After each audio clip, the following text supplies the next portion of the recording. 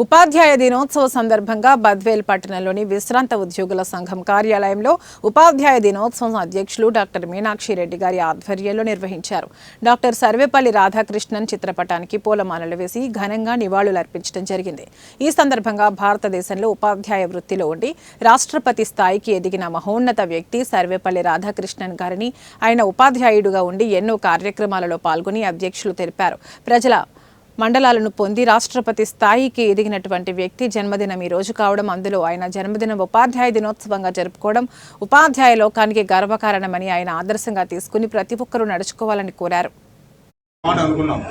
అంటే ముందు చెప్పిండే బాగుండే సార్ అన్నాడు. సరే ఏదైతే రేపు మనం ఎవరైతే అక్కడ వచ్చినటువంటి సీనియర్లు అయితే ఉంటారో ఇలా సన్మానం చేస్తాము.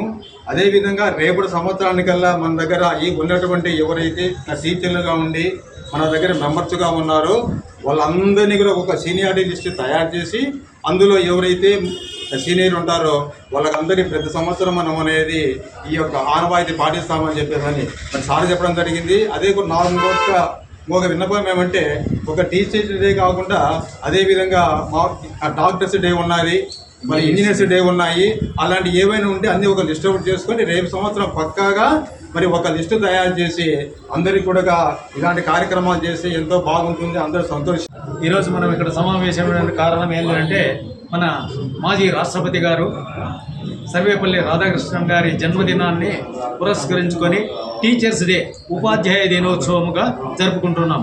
ఎందుకంటే ఆయన బేసిక్గా ముందు టీచర్గా అంటే లెక్చరర్గా పనిచేస్తూ ఆంధ్ర యూనివర్సిటీ వైస్ ఛాన్సలర్ కూడా పనిచేసి తర్వాత ఉపరాష్ట్రపతి అయ్యి తర్వాత రాష్ట్రపతి అయినాడు. సో ఆయన గౌరవార్థము ఆయన జన్మదినాన్ని మనము టీచర్స్ డేగా ఉపాధ్యాయ దినోత్సవముగా సెలబ్రేట్ చేసుకుంటున్నాము.